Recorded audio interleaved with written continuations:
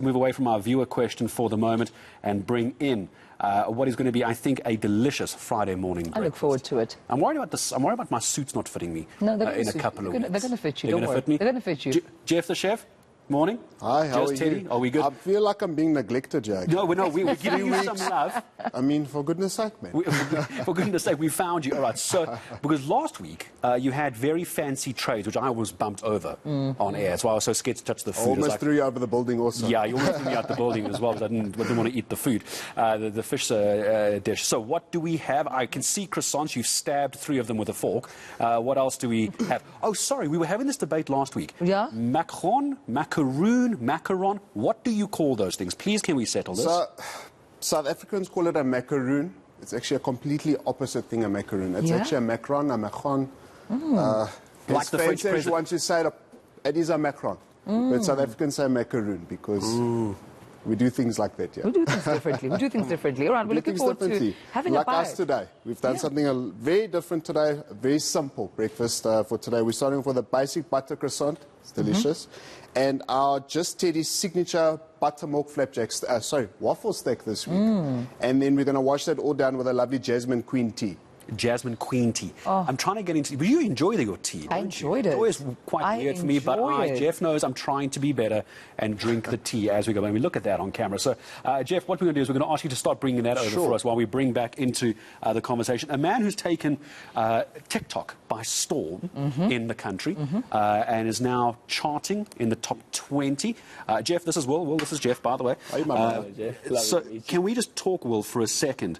When you said earlier that it's done quite well on TikTok, Tumzo asked you this. What is quite well on TikTok? Is it views? Is it shares? Give me a number here.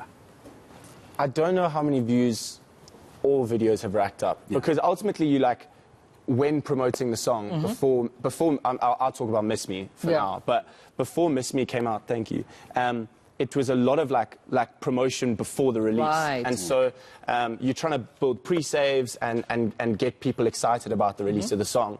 I think that clocked up a couple million streams with the videos overall. But then it's funny, you go into like a second release or a third release, and then if TikTok doesn't necessarily I don't know, maybe the song's just not doing as well as on the app, you won't reach those number of views at all, you know. But with Miss Me, I think we clocked a couple. And have you received any feedback from like international, music lovers, not just locally, but of course, if you, I assume, putting out your content on TikTok in real time, everyone around the world can actually pick it up. It's been really, really interesting. Every now and then you get 1 or 2 messages from people that you just like, oh my gosh, thank you so much. No, you can't do that.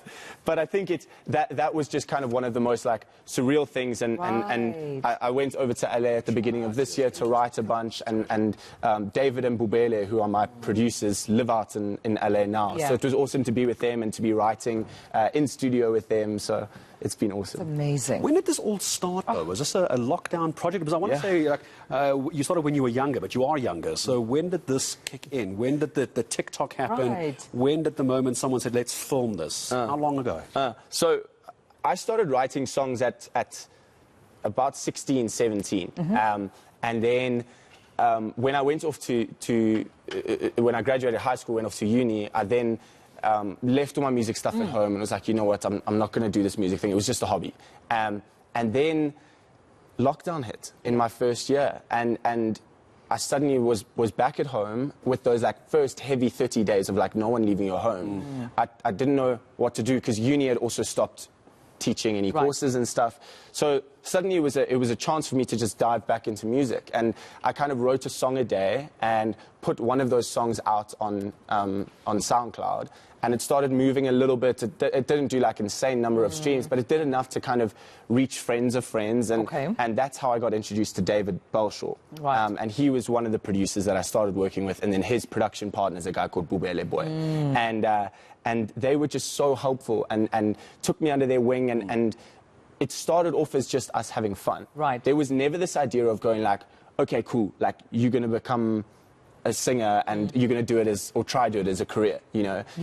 But then it started morphing into this beast or whatever you want to call it, Just this journey, and started running away from us with TikTok, and then we put Miss Me out in November last year. So it's really only been 6 months of being on this journey and not knowing what I'm doing half the time. I mean, it's interesting because we know that, you know, the impact of lockdown and COVID-19 have been, you know, quite tragic for most people. People lost their lives, their jobs. As you mentioned, some had to, you know, obviously not go to university and stay at home, online. And we can go on and on and on about what COVID did. But was this more of a blessing for your music, being in lockdown, starting this career, putting it out digitally? Do you think you would have done things differently had we not been on lockdown? 1,000,000,000%. I would never be doing music if it wasn't for that period of really just having to like reset and find a different way of kind of just keeping myself entertained during those times, you know. And so it really is a lockdown hobby that turned into something more, you know. It's funny, some people picked up woodworking or whatever, and mine was doing music, and mine was red wine. I had a couple of bottles at home. That's what I picked up. We're going to talk a little bit later about the creative process as well. We have got the microphone set up here in ST1 as well for a bit later. So if you missed Will's song a little earlier, we're going to have you performing again later. It's great to have you in. Irma G, that's right, our own Irma G, tweeted me a moment ago. Please ask on Twitter. You can do that as well, at ENCA, the hashtag the SA Morning, asking how do you deal with the negative side of this? Because it's not all love. Right. Last question for now. It's not all love on social media. We know this. How do you deal with that?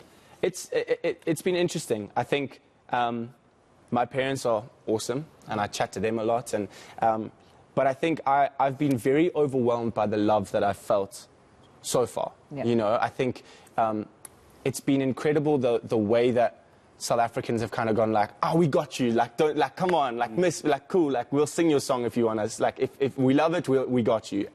But I think there is always the underbelly of things, and the importance to me is to surround myself with just people that I really trust and love, and I know have my best interests at heart, and that's close friends, family, and David and Bubele. That's so important. It is interesting, and the whole songwriting process can also be very draining and daunting, and having people in your corner that you can trust and just really let your guard down and let your walls down, it's been incredible. That's amazing. And of course, for those who want to also get into the industry, we're going to give them tips, right, later on, of how to maneuver based on your lessons. If you're out there and perhaps you're thinking, I want to be in a position where I can put my music out there. Where do I begin? I'm struggling with data. Want to put it on TikTok? How do I even register? We'll, of course, try and be as helpful as we can. Yeah, while I'm busy eating our breakfast, we're going to talk about that again a little bit later as well. Jeff from Just Teddy, great spread for us this morning as well. I'm always worried about picking up a waffle on air, though, because I'm not a very classy eater. Poor wife knows. I end up wearing my food as a bit of a takeaway.